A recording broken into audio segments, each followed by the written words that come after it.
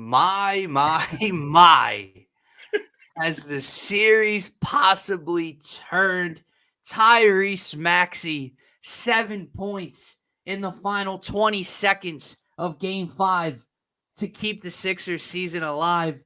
He goes for 46 at the Garden in 52 minutes in an overtime victory. Has the series swung so much so in the Sixers' direction after that huge momentum winning, come from behind win on the back of Tyrese Maxey, Scotty. We're going to talk all about that performance, all about that victory last night. The highs, the lows, the good, the bad, the ugly, everything. And we're coming back to Philly for a Game 6 on Thursday night at 9 p.m. It better be the craziest goddamn Sixers fan base I have ever seen at the Wells Fargo Center. Welcome back to the Phaithful Phanatics Show, guys, here on a Wednesday morning. We're live on DSM-Media's Philadelphia and YouTube channel. If you are new to the channel, if you are watching on the Twitter channel specifically, do us a favor, make sure to head on over to the YouTube. It's the best spot to get your thoughts, comments, and questions pulled up here on the screen with us. I'm one half of your host, Dylan Davis. To my right, my faithful co-host, Scotty. Subscribe. But let's get into it, man. We were legitimately 25 seconds away from having a very, very different discussion this morning.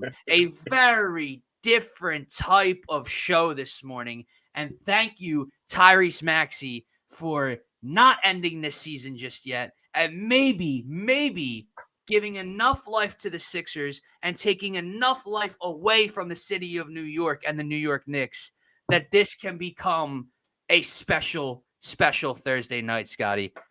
Brother, how are you feeling? Yeah, I got to watch my man, my boy turn into a man last night, and that is the franchise, Tyrese Maxey. Outstanding finish to the game. And there was moments, right? It was a typical Sixers game, but the only thing untypical about it is that they came out with the W. I said it before we hopped on here to you.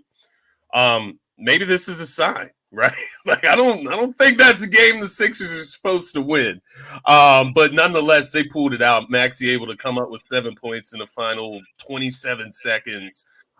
In a row, and we get some, lucky misses by Josh Hart at the free throw line.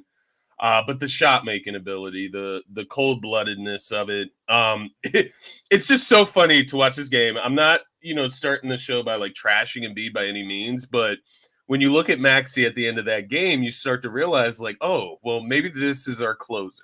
Maybe this is the guy that is calm, cool, and collected at the end of the game that can make the right plays and get the ball in the basket. And maybe that's the way that they need to go going forward.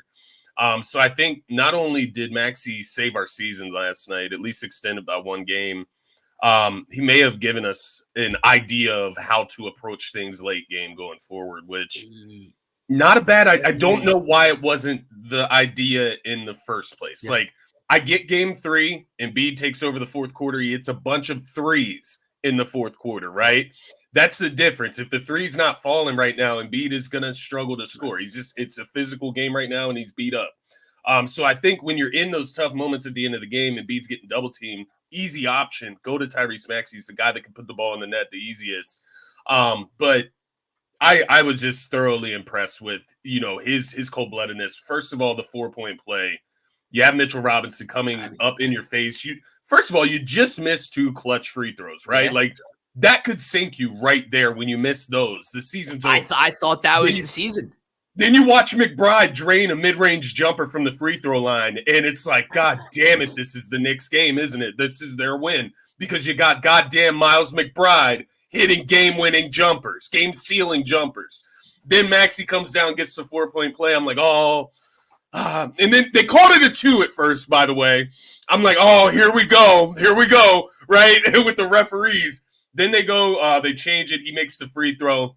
Then somehow you get the opportunity to foul Josh Hart.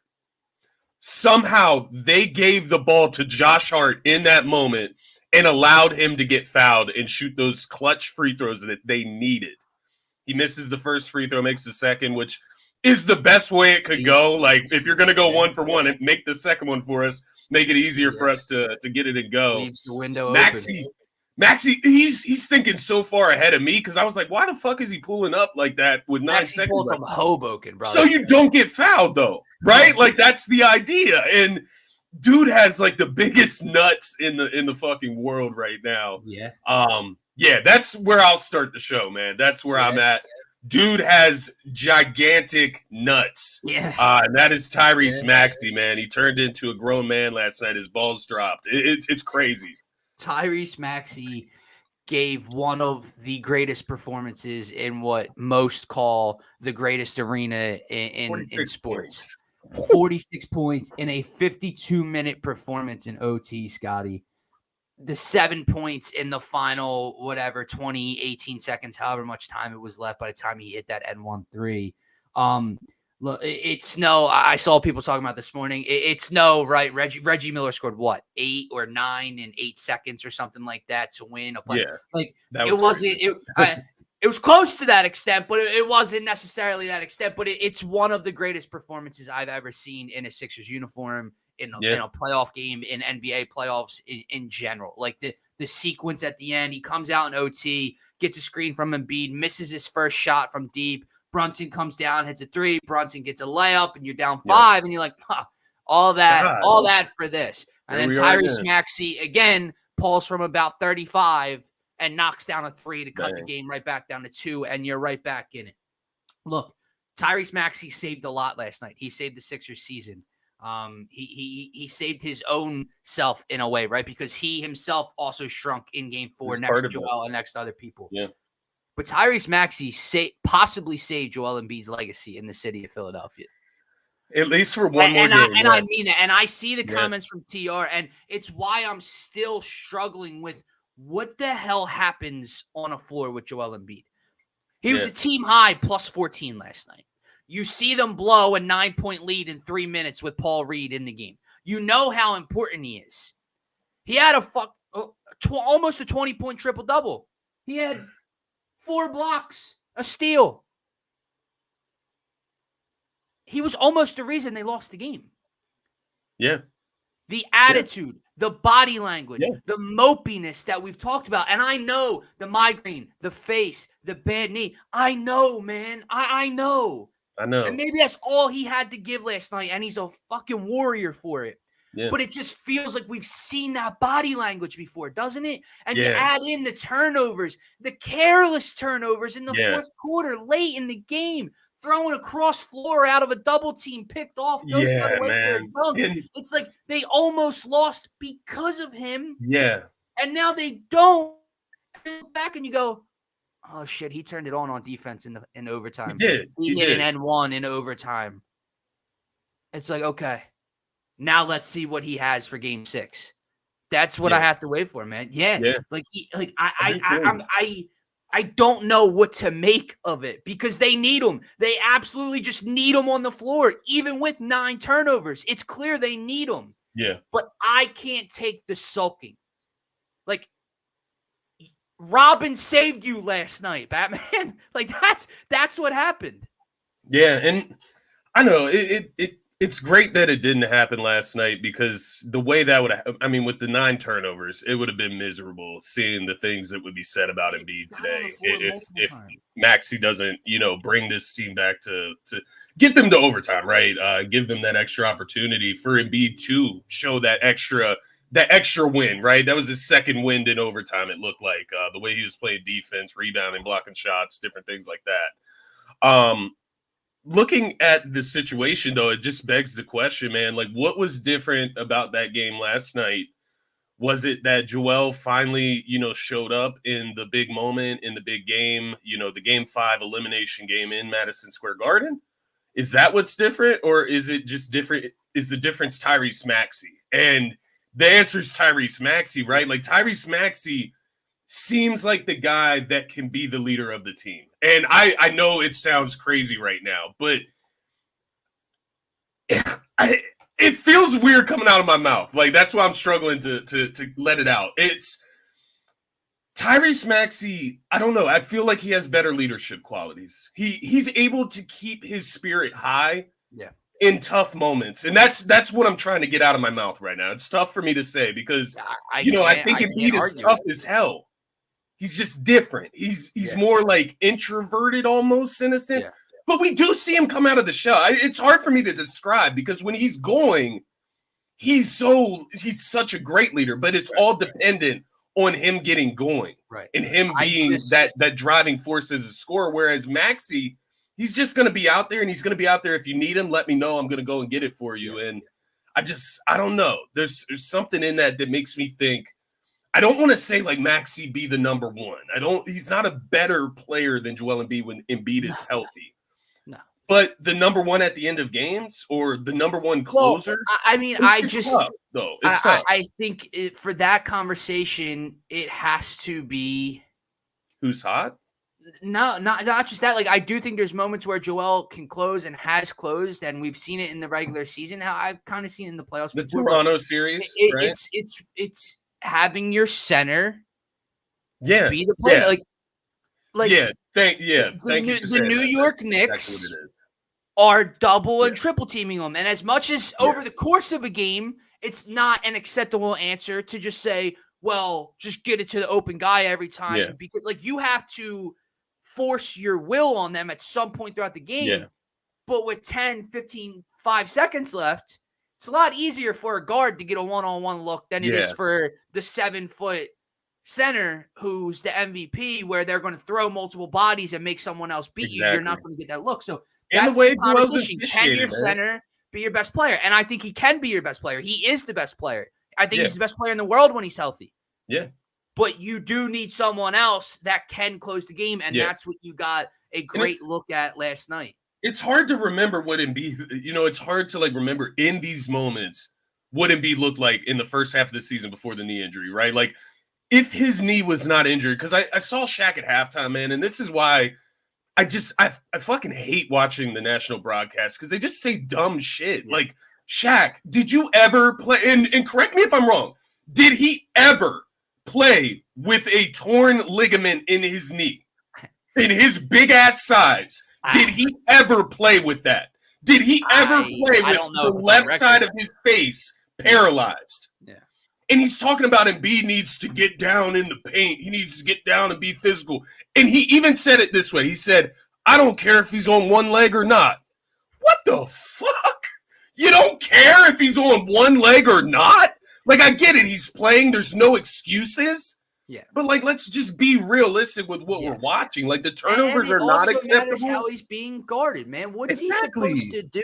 Like, listen, he moves his elbows, he gets a flagrant foul. I think at points in the game, he has to be ultra physical, and he has to try to do that because the simple answer, I remember last year with Boston, someone else has to hit a shot because that's just the way that Boston's guarding him. Well, then, bro, what are we doing here? He's our best player. If every team can just say, this is how we're going to guard him, and he can't score because of it, or he can't get in the paint because of it, well, then we have to change something. Yeah, exactly. So I think at points throughout the game, he has to enforce his will and his dominance.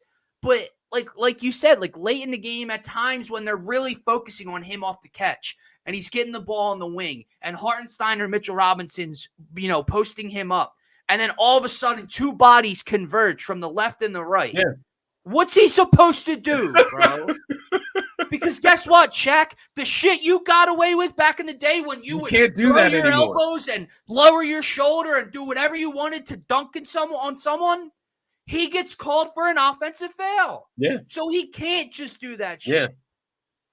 It's so crazy, man. Yeah, it is crazy. Kenny Smith before the game, Barkley said Maxey was going to go for 25 plus. Kenny Smith said no because it might be a blowout, so Maxey might not play in the fourth quarter. What the fuck? Have you watched, even if the Sixers lost that game last night, have you watched any of the first 4 games?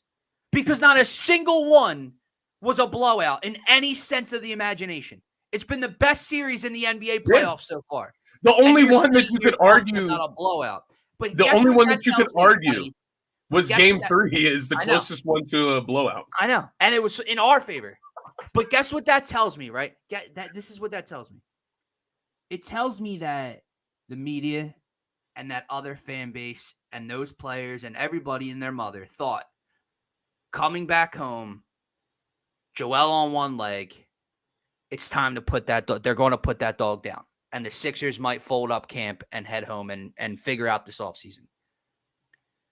Not only did that not happen, but in the fashion that Maxey did that is so soul-snatching that I said it before to you yesterday morning. If they win game 5, they still have a lot of work to do, but that's the swinging point. That's the turning point. And now you're coming back to Philly. After that, bro, that has to be worse possibly than us getting screwed in game 2 in the final 30 seconds. Yeah. Because for them, you're tasting the second round. You're at home. You're about to advance and get and potentially get the Indiana Pacers soon. And all of a sudden, with no help from the officials, no nothing, one player steps across from you and put your dreams on hold for the moment. And mind you, Jalen Brunson did turn that ball over in overtime. Threw it straight out of bounds. That was him, right? Like that. And mind you, like we said, Embiid turned the ball up. Whatever. It's not the end of the day. Getting the hand up, man. But why would Tyrese Maxey exit this game and not feel like he could be the best player in the series? Yeah. Jalen Brunson too. Like after his game 4 or whatever, right? I believe his game 4, he had his best game. Why would Maxey not feel that confident going forward, man? And I guess my other thought is I would pray that we maybe just get a little bit better calls at home. Like game 5 was really similar to game 2. But we really still didn't in games 3 and 4. But you do have to kind of hope for it still. But and I'm hoping that Embiid can bounce back. This point, man, like his whistle or lack thereof is probably the most egregious thing across the NBA. Like it's absolutely sickening. Like I watch guys like forget about even Jalen Brunson getting that treatment. I watch Josh Hart get more calls at the rim than I have Tyrese Maxey this series. And the thing that kills me is that the commentators will sit there and say how physical the New York Knicks are. I know. Like the Knicks have this physical identity. I have to say, I had given up on Cade and Ala because they were annoying me early in the series. Yeah. I don't know why, but my local broadcast, NBC Sports Philly, is about a play and a half behind the national broadcast for TNT. Like if you just switch channels, we're behind. So I'd rather watch it on TNT. But if Grant Hill is on the call for another game this series, I might watch the game on mute, to be honest with you. Yeah, he's horrible. I mean, they just first I forget who his partner was last night, but both of them, bro. How about when Ian Eagle? How about when they showed the Embiid highlights from game 3, and then they talked about Mitchell Robinson limping? It was the other leg. Yeah, like that's how much you are. Meanwhile, as this is going on, they're reviewing Mitchell Robinson for a flagrant. They're talking about the Sixers. They gloss over the fact that it wasn't upgraded to a flagrant, and they just move on to how physical the Knicks are. What are we doing here, man? They're between physical. The referees and the media and just the dialogue around the Sixers and Knicks team and the difference. Like, yeah, they have been more physical. They kill us on the glass. They get to loose balls. I get it. But there's a difference between foul calls. There was a point last night, I believe, too, where I think it was Grant Hill, because, man, I swear to God, if I would have, like, if you put yourself next to these commentators, like, as they're commentating, I swear to God, I would punch him in his shit. Like, you're saying dumbass shit. Like, he's like an asshole fan. Like, there was a point last night where he's like, yeah, Maxey just needs to slow down and get himself under control. You see how Brunson maneuvers when he gets in the paint. Yeah. Like when my man Maxey goes up, and mind you, Dante DiVincenzo got all ball. My man Maxey tried to yam with 2 hands last night. DiVincenzo got all ball. OG Anunoby hit my man across both of his arms while he tried to dunk the basketball, bro. Like, and my man is falling on the ground, like hitting his head off the ground, falling into the cameraman. Like, no calls. He goes up to the ref. He's not even disrespectful about it. He's just asking, like, can I get a goddamn call? And I feel like all of that was coming to last night. And that's, once again, that's what I'm hoping. Like, not only Maxey's confidence going forward, I'm hoping that that's showing and him being able to fight through all of the controversy and the situation last night. I'm hoping that he finally starts getting some fucking calls. Like, that's what I'm really hoping. I'm hoping that whatever this, like, old school level of, like, respect that you have to earn for, like, to get calls in the NBA, he's earned it. Like, he's an all-star. He's a fucking superstar. Like, he's like, and that's the other thing with Tyrese Maxey, man. Just why I use that term superstar, he's better than what I even thought he was. And I was high as fuck on this man. Like, I said he would be an all-star, and he is better than what I said he would be. He's better than what really I thought is, man. he would be. I think all already you he's 23. I think you have to. I don't know. I go back and I always think about the Dame rumors. Take the ceiling off of them. Take the and ceiling how off. I was for it, right? And it was a conversation between Sixers fans if you would do it or not. And you watch Damian Lillard in game 1 and 2 of this Pacers series without Giannis and 31 or 35 points in the first half of game 1, and you sit back and you're like, not that you're thinking about still trading Maxey for him, but you go like, see, like, to all those people that were like, no, Dame's washed it. Okay. But then, like, I watched last night and I watched the game before that, and or 2 games before that, and I watched the game before that one, and I watched the ending of game 2 when he should have sealed the deal in game 2 with that deep 3. And it's like, no, there's no fun. You're 1000% right. He is better than I ever could have imagined already. Yeah. Like, let's not act like there's a ceiling on what this kid is going to be in 3 years from now. Right. But yeah, man, it's something special, and I don't know when I'm going to stop watching the highlights. Like, I stayed up for probably 2 hours last night just rewatching the last 2 shots. Just seeing Maxey, like, at the end of the regular time, like, flexing and, like, yelling, like, that, like, inject that into me. That's my life right there. But I want to mention another guy to you. Go ahead. What did you say? I was going to ask you something. Go ahead. Well, I wanted to mention another guy to you, a guy that did show up last night. Oh, did or didn't? He did. He did. He did show up. He did. Tobias Harris? Right behind Embiid for plus 11 last night? He played very, very, very well. If we're being honest, it's some big shots. He is the second reason they probably won the game. He came out early and was one of the ones actually knocking down shots. Yeah. He got us going. Like, he got us started, right? He continued. I mean, dude, he hit a clutch 3. I forget if that was in the fourth quarter or at what point that was, but he got a kick out in the corner and hit a 3 to keep us within that 3 to 4 point range. Dude, 7 for 11 in 49 minutes, 19 points. 8 boards, 2 offensive rebounds, hit those 2 free throws late in overtime to seal the deal.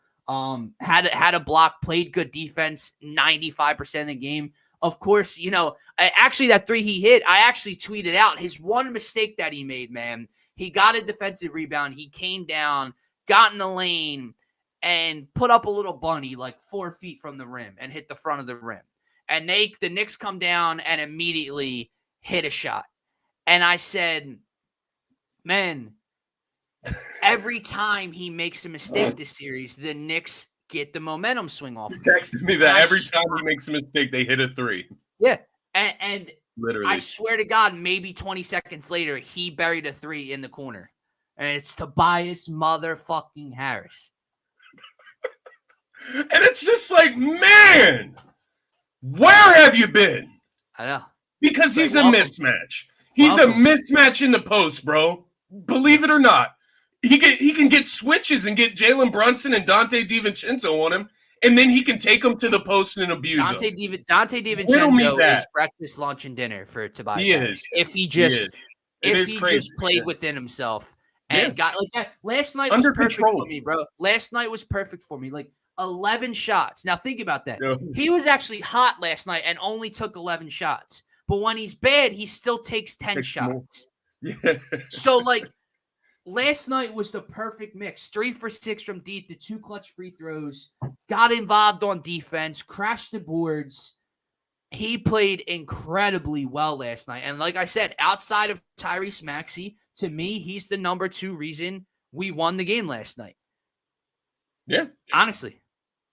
Yeah. I even thought his defense, man. I even thought his defense down the stretch, and there was this one play. The fouls that get called stick out in my memory for some reason, but it was in the fourth quarter, I believe, and he just like touched Jalen Brunson. And Tobias just looks at the ref like, "What the fuck, man?" Is that when Grant Hill said? Oh, is that when Grant Hill said he got shoved in the back? Yeah, shoved. I can't. Shoved in the back. I can't, man. But if Tobias gives that to you, just give it to us half of the games in the series so far, and we're probably winning this series, man. Yeah, it's what's so annoying about Tobias. I will say now, man. Like, and again, we're gonna start focusing on Thursday in a few minutes, and we got a lot. We could talk about Joel even more because, like I said, we were legitimately 20 seconds away from having a very different tone this morning and a very different discussion. Thankfully for Tyrese Maxey, we're not doing that, and we'll see what happens Thursday. But it does. I don't want to go back and live in the past and say what if. But when you're down 3-1 and you see the way they kind of choked away Game 4 at home, you stop thinking about the refs as much. You get more frustrated with your team and how they played. But now that it's 3-2 and we're coming back to Philly 3-2, you do go back to the ending of Game 2. And again, if we're being honest, it should be 3-2 in the other direction. But it's not. We can't get stuck on that. But like now that it's actually a series again, I do feel you though. You go back and you go, now if they would have lost in 5, you can't say they were robbed because of Game 2. But if they lose in 7, Game 2 is going to stick out like a sore fucking thumb. Yeah. Yeah. It sucks, man. It does really suck. When you look back at that Game 2. On that. All I'll say is be better. At least be more subtle with it. I said to Scotty before the show, just to get the quick Zebra rant out. Like, what are we doing this entire series? Like, even last night, Scotty, I mean, my God, I swear to God, every challenge the Sixers have made this entire series has been unsuccessful. Yeah. Every challenge the Knicks have made outside of the desperation call on Anunoby in overtime has been successful. Every review for a flagrant in the Sixers direction has been rewarded as a flagrant for the Knicks. Every review for the Knicks in a hostile act has just been deemed a common foul. And what they review. Are we doing? Yeah, they review it. They review ever since Game 3. Joel gets on the floor last night. Anytime Joel moves, the ball doesn't go out of bounds. Should have been a jump ball between Joel and Mitchell Robinson late in the game. And you just call it out of bounds on Joel and don't review it. You only review the shot clock and you give the Knicks the ball. The offensive foul call on Joel. I said it, man. Scotty, if they lost that game by a bucket last night, that was the changing part of this game. And you reviewed it, like you said. It was a 5-point game.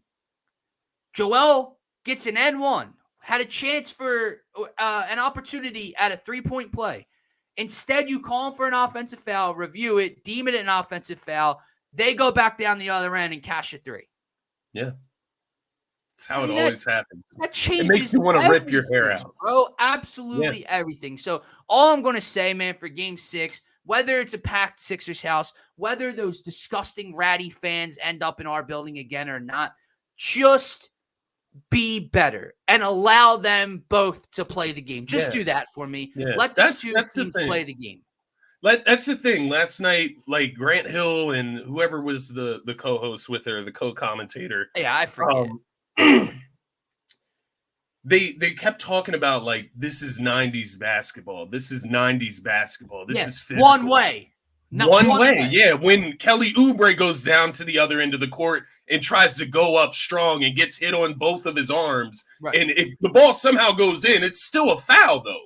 right? There was a one play where maybe it was Joel. It was either Joel or Nico Batum passed a long pass to Tobias to Oubre under the basket. Hartenstein like meets him at the basket. Oubre like turns around and goes straight up. He gets fouled. Luckily, the ball went in, but like that's just one of many calls that look that way.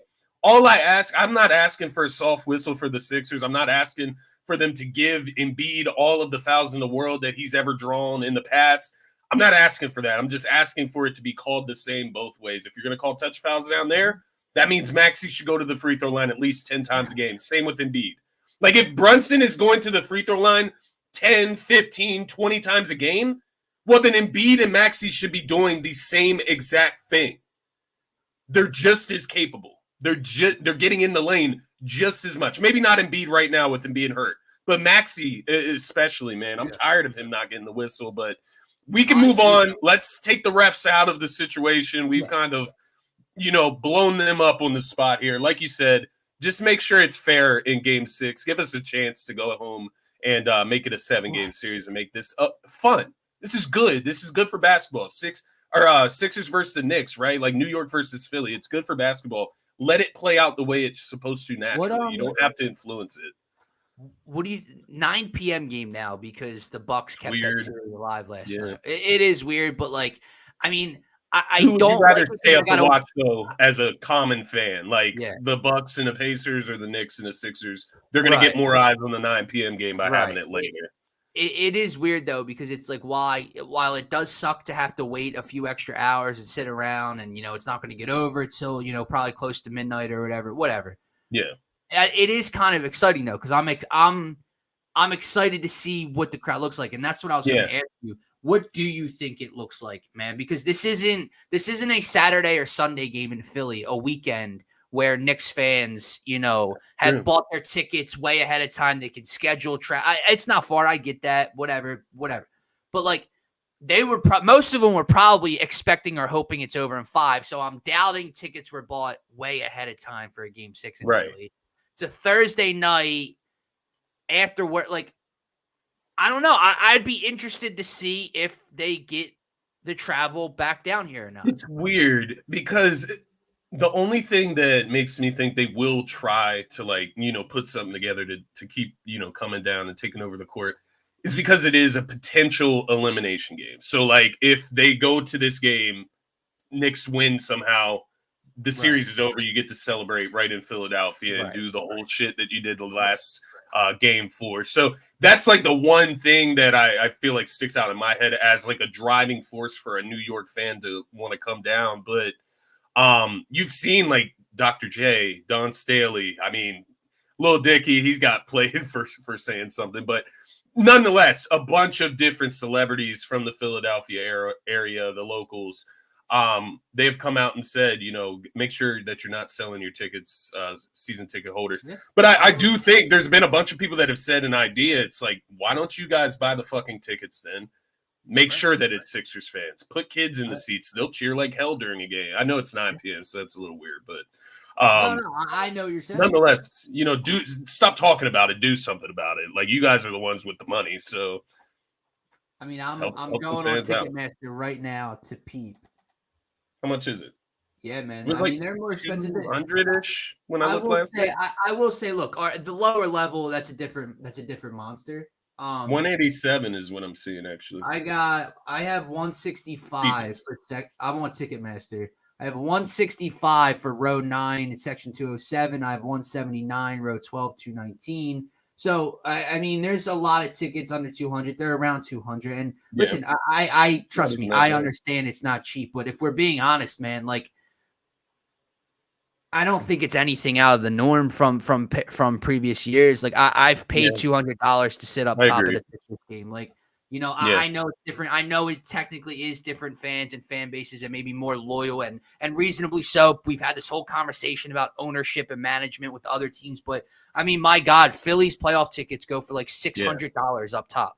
And it's not like people can't afford it. Bank Park. And listen, I understand when you're playing the Diamondbacks in Arizona, that's not New York. That's an hour and a half down the road that can make the travel and afford the prices. So I understand it's easier for more Phillies fans to be there against Atlanta and Arizona. And, but like, it sounds hypocritical because I haven't been down there. I don't know if I'm planning on going on Thursday. So like, I'm technically not doing my part. But I'm telling you, man, for me, the big kicker for me, once again, last night watching the game is like, I can't be in public if the NBA is going to have an agenda. Like, I can't be in public and watch the game if the officiating is going to be as bad as it was in Game 5. So I said I would go to the game. I always feel the same way. I mean, imagine if you're surrounded by a couple thousand Knicks fans too on your way out of the building after a loss. Right. Like, we're fighting. Listen, so. I'm not like this guy that's searching out a fight or any problems just because I'm pissed off. I've seen it. I've seen as a kid leaving Flyers playoff games after a loss to the Devils, and Flyers fans had a couple Devils fans in it's stupid. It really is stupid. It is. But listen, man, if I'm walking out after that game and spending $300 total and they lose and we go home and I got those motherfuckers in that building chanting "fuck Embiid" and "fuck the Sixers" in my way in a huddle as I'm trying to get through. I'm getting you out of my way. Like, there's you're getting out of the way. We're not fighting that yet, but you're getting out of the way. Like, I feel you. It's hostile. And then that just becomes a problem. So I just say things like, I'll stand there and I'll call Josh Hart a pussy excuse my language. Like when they do something stupid, I'll say that. And like, you can't be there screaming shit like that and whatever. So it's like kids and shit. Yeah, it's like I gotta think. I'm a rated R viewer. That's the problem. But it's a lot of hostility with New York as well. I think that's a big part of this whole series. Is like the Philly-New York rivalry. And if we're being honest, they'll say it's on us, but from my point of view, like, you guys stirred it up. Like, you got when you guys are here, there's nobody screaming "fuck Brunson," "fuck whoever" in the entire building. As soon as Embiid steps on the floor, it's fucking Embiid. You guys cheered when he went down in Game 1. You guys won one playoff game and hit the streets and started your chants and your dancing and your celebration and your party. You guys came here and stood in our concourse and dressed up the Wilt Chamberlain statue in New York's gear. Right? Like, did Sixers fans do that? It's all been you that have like stirred up the emotions. So again, if I was to be down there and things both ways, if I'm celebrating, I'm going to be very loud about it walking past Knicks fans on the way out. If I'm losing and they're loud about it, I'm going to be very angry on my way out. So it's like something's not going to work out. But Sixers fans out there, if you don't drink too much, you don't you can compose yourself. What I'm talking about. Better self-control. You can get out there and support the team, though. Yeah, it is. The tickets aren't anything crazy, though. Maybe me and Scotty will do some some meditating or something and figure out a way to get down there on Thursday night. We'll see, though, man. But all right. I don't want to get ahead of myself, but it is kind of what you and I talked about yesterday morning. If you can just take Game 5. How much do you think it swung? Because there's still obviously so much work to do, and it's still all the pressure's on Philly. We're in our house for Game 6, so like we feel the pressure for Game 6. But when you look ahead, you go, if they win Game 6, what is New York going to do in 7?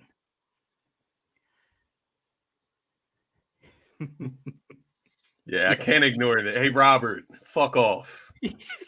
How about that? Yeah, fuck off, dude. How much has it swung? There they are. There they are. I didn't say anything about a player being dirty, and here you are. You stir it, baby. Mitchell Robinson's the one that used a two-hand shove in Kelly Oubre's chest master. Yeah, rats. Dumb-ass rat. Yeah. They come out of nowhere. Yeah. It's interesting, man, because as I look at the Knicks and I just look across what they did last night, right? Like, Brunson had 6 assists in this game, shot the ball 32 times. OG Anunoby, 17 points, 7 for 12 from the field last night. Josh Hart, 18 points, 7 for 17 from the field, 9 rebounds. Miles McBride, 14 points, 6 for 11 from the field.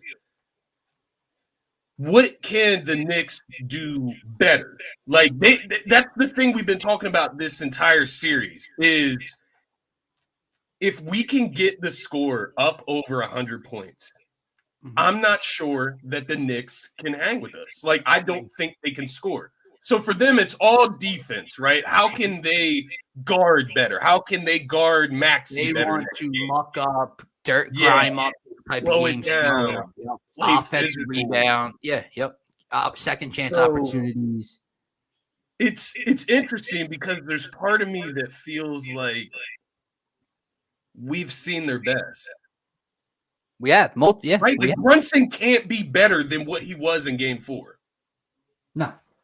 He was automatic. He was walking bucket. Right. I mean, I just don't think they play at a pace or he even – I mean, he's still – what did he take, 32, 34 shots, and he was 32. Super efficient. I'm not talking about that in game 4. But for 32. Like, I don't think he's getting you like 58, 60 points this series is what I'm saying. Like, I don't think he's getting up 44 shots or 40 shots and getting to the line a bunch or anything like that with the pace they play, the way they do share the ball. And hey, I'll be honest with you. If Brunson goes out and gets you 52 points, I don't think OG Anunoby has 17 points. I don't think I don't think McBride has 15 from points. A ton of shots. So, because I just don't think they play that style of ball. Like, and you know, when you talk about crashing the glass, even if they grab 2 offensive rebounds and cash in a 3 off the offensive rebound, that's what sucks the life out of the Sixers. But guess what? That's still why they're so low scoring, because those 3 possessions in one probably just took over 40 seconds, 45 seconds of an entire minute. So when you rebound, it's a lot different. Robert, we appreciate the comments, man. But Mitchell Robinson, that type of show, brother. Yeah, Mitchell Robinson literally 2-arm football shoved Kelly Oubre Jr. last night and put him airborne. And if you were an intelligent person, the leg that Joel Embiid did grab is not the leg that Mitchell Robinson injured. So no, he did not injure Mitchell Robinson. And again, if you're a Knicks fan, I'll remind you, I would love to just pull up the video of Isaiah Hartenstein and Dante DiVincenzo double leg taking down, table topping Kelly Oubre Jr. When they tag teamed him. So tag teamed Kelly. Missed me with your fucking higher than us type of attitude, because your team and fan base are the dirtiest that I know. So and you received clear assistance in game 2 from the officials. Like, let's be honest. All right, Joel's a dirty player. Well, you guys cheated to win in game 2. So, like, I think we're equal. Right, Robert, if we want to be honest, you're lucky you're not down 3-2 coming back to Philly. Yeah, like, come on. And, you know, the thing that is kind of underlying here for me, Dylan, is looking how the last 2 games went. Feels like Embiid's due for a big game in game 6. And I think that lines up perfectly for what we're going to need. He's had 2, I don't want to call them stinkers, because last night, I mean, he did have a triple-double, but both games 7 for 19, like 37% from the field. Yeah, like, he's a stinker from a scoring standpoint. I've kind of like stayed away from talking about him too much because I just don't know what to make of it. It's like not fair to critique him the way we normally would. Especially, I mean, if it was a loss, I think it's incredibly fair, because like you did go out there, you tried to compete, you played over 40 minutes, and like you played 48 minutes. Like you are a warrior for that. But like the turnovers and the body language are the same thing we've seen year after year in elimination games. Save your ass. Did he cover your ass? Right. But do we win the game if Joel doesn't dive on the floor at the end? Like, that was a moment. Like, he did have that moment at the end. Scotty, you don't win the game if Joel Embiid only plays 45 minutes instead of 48. Because I promise you lose those 3 minutes by another 7 points. His defense in OT was... And I'll go back to it, man. Game 6 for me. Joel Embiid, it has to be a Joel Embiid game. Has to be. Or he has to at least be a clean game, a resemblance of Joel Embiid. Like yeah, maybe it's still Maxey, maybe Oubre or Tobias have a very good game, but Joel's got 31 on efficient shooting and he's playing yeah, defense. They're 29 on efficient, whatever. Okay. But he needs to step up to the moment at home. Okay. And I need to see Nick Nurse make adjustments. yeah. I do agree. Paul Reed, I don't care if it was 5 minutes the first game, 4 minutes last game. He can't touch the floor. He's a -5 in 4 minutes again. Yeah. They had a 9-point lead at the end of the first quarter. In 2 minutes, in 2 to 3 minutes, the Knicks went on a 14-2 run. Yeah. With him on the floor. He can't touch the floor. Now, whether you go small ball like Nick tried late in the game for a minute, whether you run out Mo Bamba for 3 minutes and see if he can do anything, you have to experiment and do something different to pull out a win in Game 6. Because I'm telling you, running Paul Reed back out on the floor is not the answer. And outside of that, do you give Buddy Hield another look? Do you call his number in the first half? DeAnthony Melton's back. I know he didn't play well. He missed his 2 or 3 shots in the one game he played 7 minutes. Do you give him a look? Because I don't know, man. I don't think it's reasonable for some of these guys to be playing fucking 44 minutes. Yeah, it's weird because last night Kyle Lowry only played 26 minutes. Yeah, well, he had 5 fouls. Well, that's the thing, man. Kyle Lowry was bad. He did have 5 fouls, yeah. Kyle Lowry was really bad last night. Yeah. He was kind of like, I don't know, he's kind of unnoticeable for me, which I guess that speaks to, how he's playing. 0 points, 5 fouls. I was just like, oh my God. Yeah. No, I do feel you. 26 minutes for him. So 40 minutes between he and Campaign. So basically they alternated. Maxey played 52 minutes. So yeah, next game I would imagine you got to take a little bit off Maxey. Can't play like 50 minutes again. I think you need more offense. And yeah, we scored 112, which to your point is where the Knicks can't really keep up with us, we feel. That was in OT though. Exactly. It was the game was going to end under 100, which is where they want to play in regulation. 96-90 was at 27 seconds, I believe. Yeah. So I need more, man, especially at home. So yeah, I'm with Gint. I probably am giving Buddy Hield a look in the first half and drawing up, 2 looks for him. And if he comes out and misses a layup and plays bad defense, then he's right back next to me. But I have to try it. And it's not to say that he's taking like Campaign's minutes. I think you just take some of the minutes off of Lowry. You can take some of like maybe like 2 or 3 of Oubre's minutes. Just pass them down. But Batum played 33 minutes last night. Batum could play 29, 30 minutes and it's still be 25 to 30 minutes for Batum. Because Campaign, I do love his confidence. I agree. He shoots it, man. He just lets it fly. And there's those 2 threes he hit last night were in pretty big moments. Like the momentum was switching. Is it weird that I noticed Campaign staying in front of guys defensively? Jalen Brunson? Yeah, like I don't really recall him like getting beat into the lane where it opened up a lob situation or anything we've seen like that in the past. Like he's small, so guys can shoot over him. I get that, but like he stayed in front of his assignment. So like I can't really ask for much. There was one possession where he guarded Jalen Brunson and he got down to the post. Yeah, but he still guarded him really well, though. Yeah. No, I like what I've seen from Campaign. I think to your point, take the 4 minutes of Paul Reed, cancel that out, stop. Right. Stop. And then anything, it's what we said all series. A combination between Kelly, Lowry, Tobias, and Batum. Whatever ones aren't really playing that well, that's where you deduct a few minutes and spread those minutes out to whoever else can give you energy or a couple shot making. How do you feel about D-Melt, though? Like, do you feel like, I don't know, I kind of feel like you just give him, like, if you can make it out of this series, like, if things get desperate, sure, try something.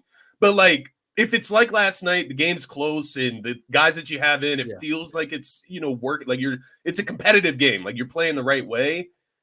I think you just kind of let him rest, man. Keep working on getting the back better and hope that you can get to the second round. I do think let him be a guy. Think you have to play Buddy, and I'm not against your assertion of KJ Martin and or a Ricky Council Jr. or Ricky Council Like 5 minutes. Run. Yeah. 5 minutes for those type of guys. Like that's all we're asking at that point. Literally. Especially if you want to go small. Like if you don't want to throw Bomba's ass out there, get KJ Martin. Like, make whoever they would have in the game, Hartenstein, Mitchell Robinson. Maybe if you go small ball, they have to go precious. I don't know. They went small last night when we did. Right? Oh, so okay, yeah, you are right. You are right, right? So if that's what's going to happen, then put yourself in position where Hartenstein's going to have to close out on a Nicholas Batum or whoever they have in for Hartenstein, right? Make them guard out in space like they do with Embiid. That's what I would do, bro.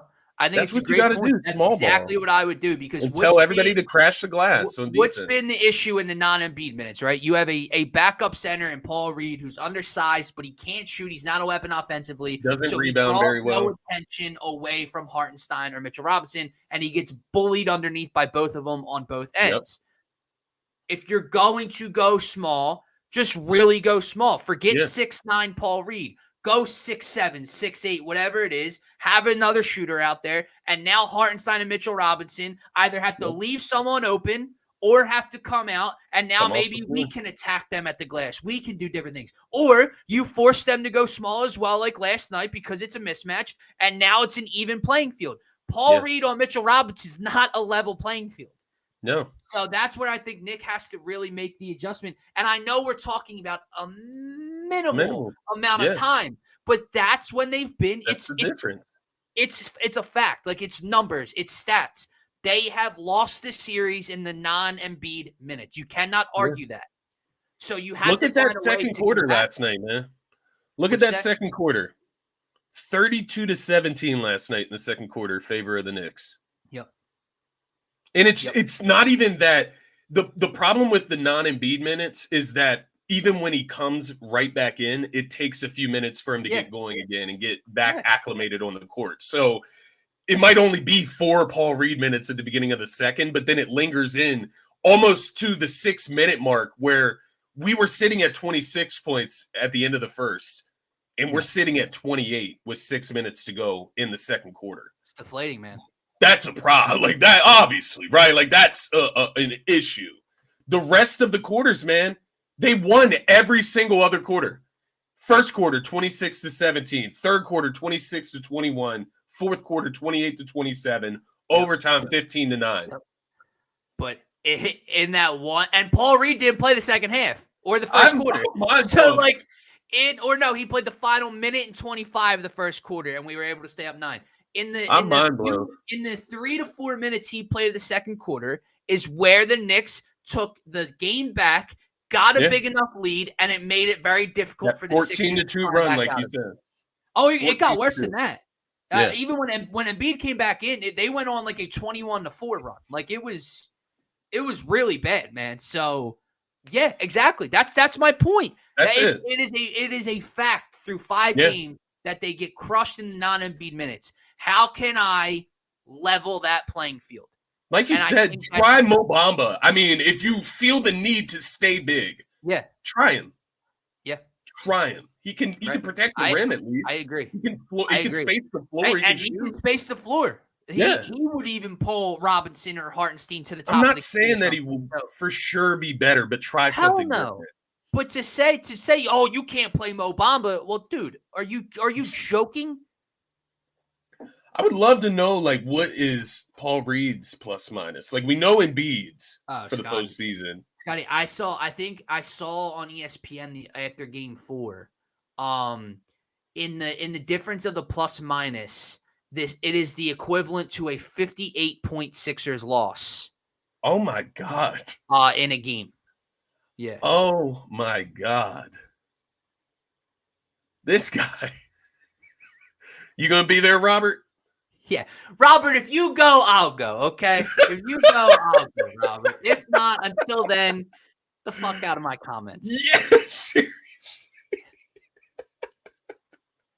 Yo, but the plus minus for Paul Reed, you said a 58-point loss. That's what it's equivalent to.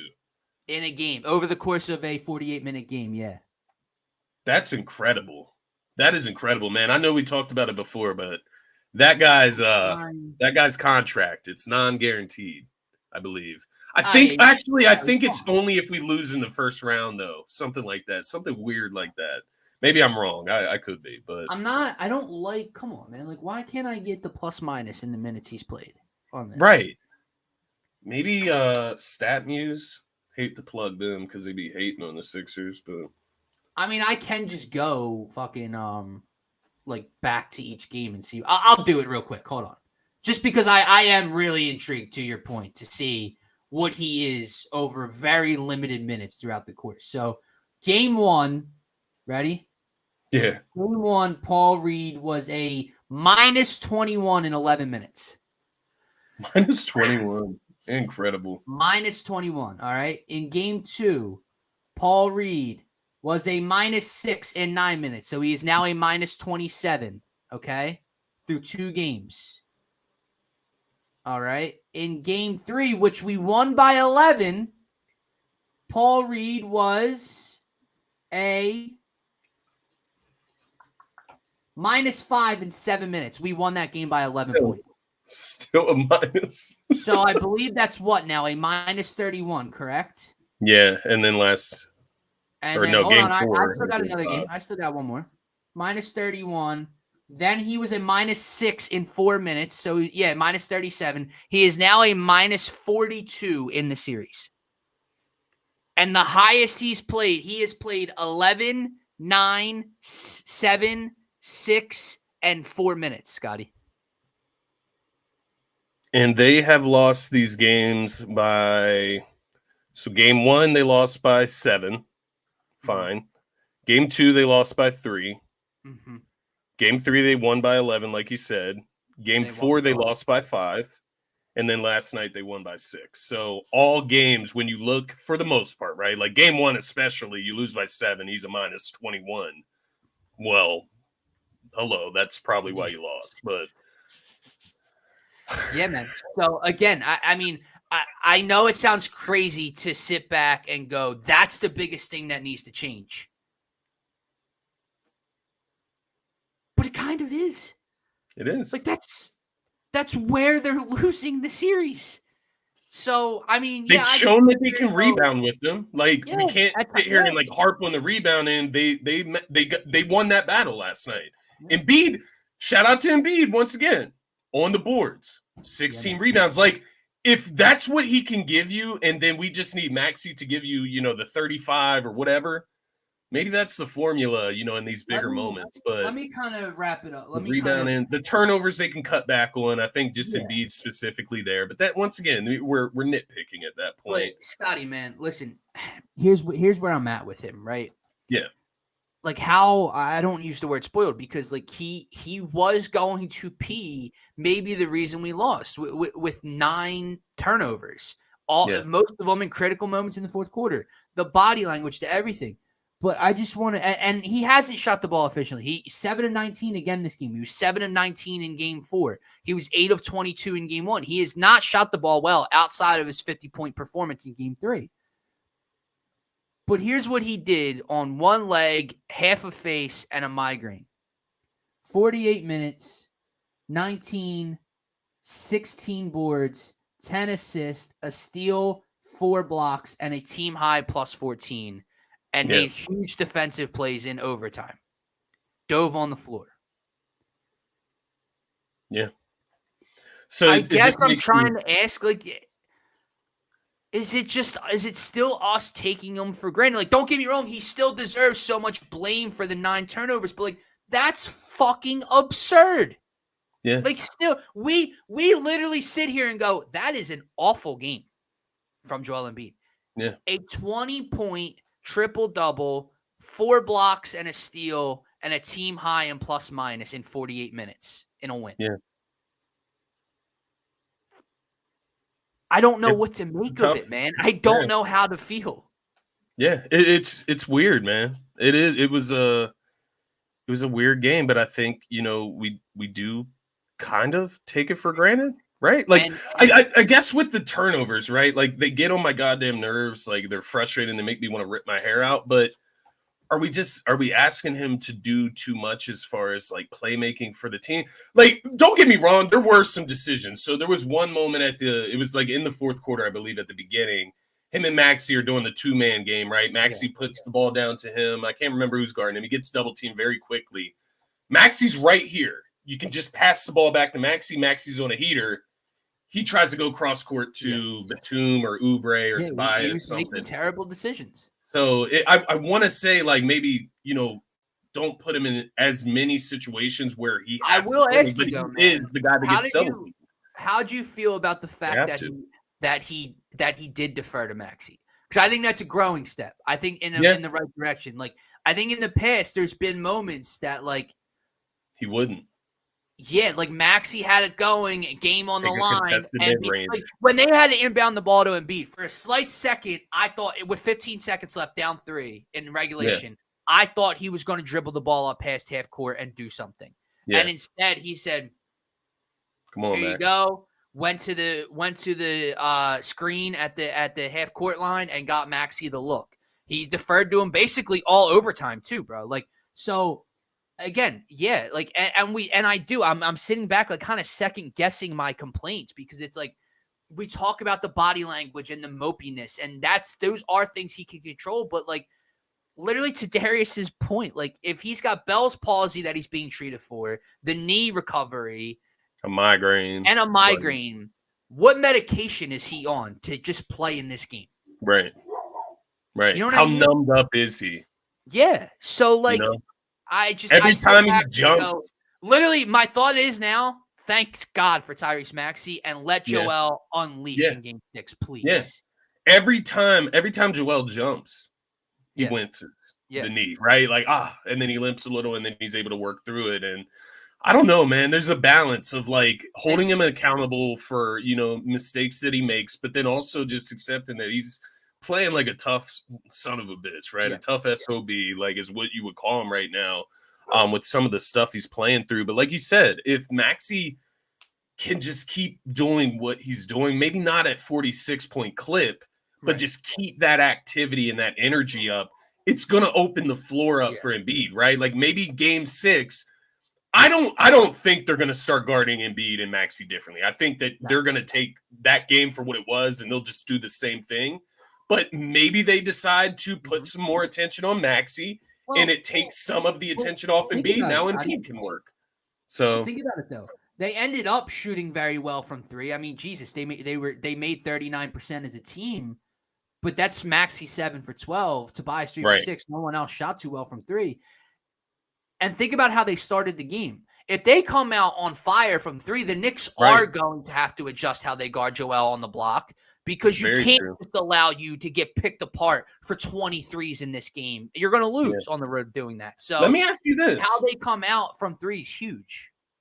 And I know it sounds crazy, but when you think about what each player gives you, and I'm talking about Kyle Lowry right now, do you tone it down a little bit? They did last night, 26 minutes, right? But that was foul trouble. Yeah. Do you just tone it down a little bit, man? Because Campaign, you can argue, is a better floor space. He's a better shooter. Yeah. Like, when he's out there, Embiid gets more space down in the post. Let me ask you this, man. And it's never going to happen. I'll get to his comment in a second. Lowry's intangibles, they are. But no, who we acquired at the deadline, and I know how bad he's been. Yeah. I'd have to go back and look at who he's been on the floor with when he's checked in. Yeah. But what's his spacing and 3-point shooting look like in the starting lineup in the first couple minutes? What if he comes out, because he started in Indiana.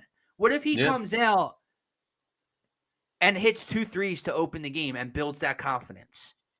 Yeah. I don't know. Nick's never going to do it, especially not now in a 3-2 series. Not starting. Not happening, but I would give him another shot. And I think you do it at home, right? Like, in a comfortable setting, right? You do it at home, give him another opportunity to impact the game. But I agree, maybe you do it rather than bringing Buddy Hield in to start the second quarter. You bring him in the first quarter as one of the first 2 or 3 subs off the bench. I'm going to stop addressing Robert, and my apologies for cursing, because you can call him Robert Bob. May be a 13-year-old boy. He may be a young lad. So if you are, hand up. Sorry for cursing at you. But be better, Robert. Be better. He's a fan of Jalen Brunson, and you're gonna talk about breathing and fouls in correlation. Like, and if you're not a teenage boy or a little kid, it's even stick more with my old embarrassing, message. Bob. And what do you like? Yeah, what are you talking about? Like, play Harris more. Dude played 44 minutes. What are you talking? What are you talking about? Like, that's why I don't know. Whatever. Big mouth Paul. Yeah. Big mouth Paul. This is what they say up in New York. His comments. This is New York. Yeah. Sure is. Hilarious, man. What's the name? Robert, are you a Giants fan or anything too? But possibly. Go ahead, hit the subscribe button. We're talking Philly sports all year. Love to see you in every show. We welcome it. But the last thing I'll kind of say, man, because like you mentioned the Joel wincing after every jump, right? And you do sit back and you go, like, you have to think, man, this is 5 games of the first round. Like, you go, is this, like, how is this sustainable? How is this supposed to work throughout an entire playoff run if they were able to do that? But then you go, you're most likely getting Indiana. I mean, if Milwaukee comes back 3-1 as well, that would be something else without Giannis right now and no Dame right now. You're probably playing Indiana. Insane right now. Who what'd you say? Chris Middleton has just been going insane. I know, bro. I know. Flashing back. But yeah, it's weird. you're probably playing the Indiana Pacers. Okay. Yeah. And then if you were able to reach the first ever Eastern Conference appearance in 2 decades, this. And again, maybe by that point he's back, whatever. The thing that I read like yesterday, his Achilles popped, man. That's the what thing I read like yesterday is it looks like the same injury as Giannis, and he is expected to miss several games at the minimum. So I don't know. And listen, they're still the Boston Celtics. They still have options. Tatum, Jalen, Drew, Derek White goes for 30-something. We get it. It'd be silly not to say it doesn't weaken them. To take away the 7-foot 3-point shooter that spreads the floor for everyone else and insert Al Horford or Luke Cornett or make them go small. Who's having his best the season dynamic of their team. So since playing for the Knicks, right? Like he was playing his best basketball since he was on the Knicks, and he was like the guy, right? So yeah, it's a big piece nonetheless, right? And Al Horford's getting older. They don't have a Robert Williams anymore. Yep. Their depth's going to be tested. Luke Cornett's going to get a ton of minutes, but we'll see, man. The Celtics always find like some way to be fucking annoying, but definitely the East is wide open. That's what we're getting at. The East is wide the fuck open. The Magic or the Cavs, one of those teams is going to advance.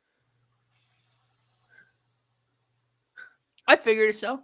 I will say, Robert, at least good on you for not being like a Knicks, Cowboys, whatever else, Lakers. Respectable, at least. Whatever. Kind of. Sure. Stay true to where you're from. Nah, we can handle a little banter, Robert. It honestly is all good, but you will get it in the comments, as you can see. Sure will. Robert, hit that subscribe button. And I see about 40 people in here right now. If you are watching on Twitter, if you're commenting, can't see your comments still on StreamYard. If you want to comment, make sure to head over to the YouTube channel, hit that subscribe button, and subscribe anyway, even if you don't want to comment, because we appreciate it. And that's where our focus is right now, man. But before we wrap up the show, I'm assuming we're going to do a pregame show tomorrow night for a game 6, especially the later start time. We'll have more time to get ready for that one. The Phillies are the first team to 20 wins in Major League Baseball this year, Scotty. I don't know if you noticed after the Sixers came back and won, but the Phillies were trailing late in this game 5-3 until Nick Castellanos.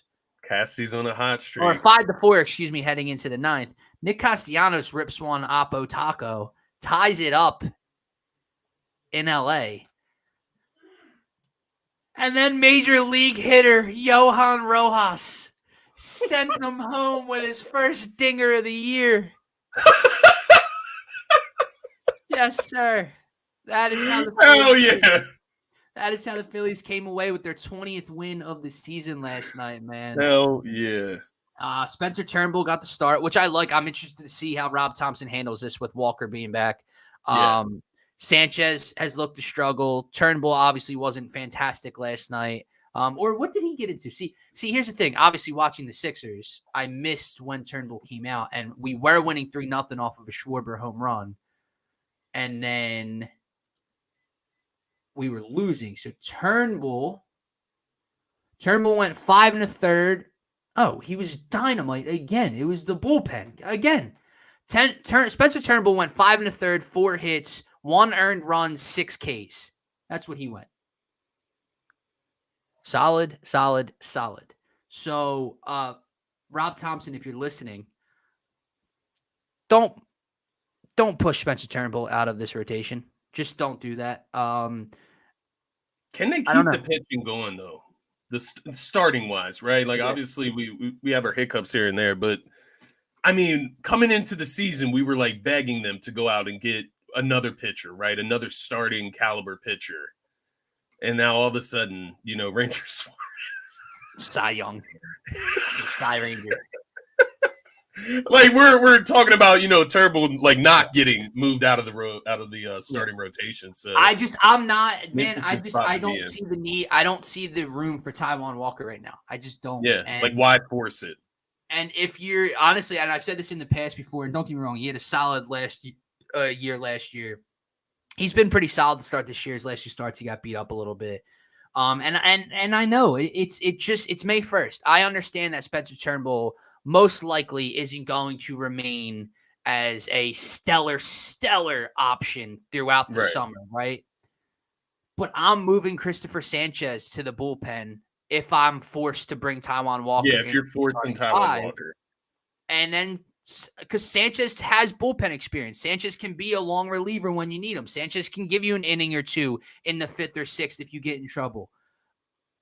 No one's bringing Spencer Turnbull out in the 6th inning for an inning. Like that's just not happening. So I think the fit is better with Sanchez. Turnbull's pitching better than Sanchez. Or not, even Sanchez has been solid, but Turnbull's been really, really good to start the year. And that's that. But I wouldn't force Taijuan Walker back in this rotation. The issue is he probably makes way too much money on the 2nd year of a 4-year deal to just keep him in AAA or in the bullpen where he's not going to throw. So, yeah, I don't know what they're going to do, but I would not knock Spencer Turnbull out of this rotation. Yeah. They gave all 3 a start this week, so I don't know if he plans on keeping it a 6-man rotation to give guys extra rest and extra day, but I don't know. That could be a good and a bad thing, right? Like rhythm and staying involved. I think I don't know. It's tricky because you don't want Nola and Wheeler to have too many days off, right? Right, exactly. But Wheeler does get the start tonight, man, or today. And if they come away with the win, what time is it? 2 out of 3 in LA. I think it's 4-something. 4:07. Yeah, 4:07 today. That's nice. So I'll get to watch that. The Yankees versus Phillies. Now, Robert, that would be World War III. Robert, that is something I can get down with, my friend. And if it does seem to happen, if it does be fun. come true, subscribe and come hang out on the shows, Robert. Man. We'll welcome you. It's all fun and games at the end of the day, man. Yeah. But with that said, all right, I guess that'll do it for the Tyrese Maxey Legacy Show. Legacy Show. Where does that rank? Just real quick, since Allen Iverson played, where does that rank? Like moments. Recency bias is a bitch, man. Yeah. But it's hard not to say like it's the greatest or one of the greatest moments I've seen because moments matter, right? Like James Harden went for 50 plus in game 1 in Boston last year and stole that game, right? Yeah. And Embiid went for 70 this year. Embiid went for 50 the other day. Like Toronto in the playoffs, 2 years ago when he hit the game winner. Yeah, like there's but Scotty, season on the line. Like this isn't up 3-0 or up 2-0 with a chance to extend. Like this is down 3-1 in the Garden. Yeah. Season over. 7 points in 20 seconds to go for 46, like 7 of 12 from 3. Like Yeah, like those 7 points might be the greatest moments I've witnessed, like in a time frame, in a Sixers game. It was absolutely ridiculous to see. I can go get my hair cut in a little bit of peace tomorrow and still run my mouth, rather than being sulking and sitting quietly in the chair. So live for another day. live to fight another day, my man. Hey, But let's get guys, it on that is Thursday, going to though. It wrap ain't it over. up for this Wednesday edition of the Phaithful Fanatic Show. We'll be back with you Friday morning, recapping Game 6, hopefully in another positive manner. But we will be doing a pregame show tomorrow night, probably around between 7 and 8 p.m. We'll keep you guys posted on the Twitter account for that update. For myself, for Scotty, for DSM, have a great rest of your Wednesday. Peace, everybody. Go Sixers.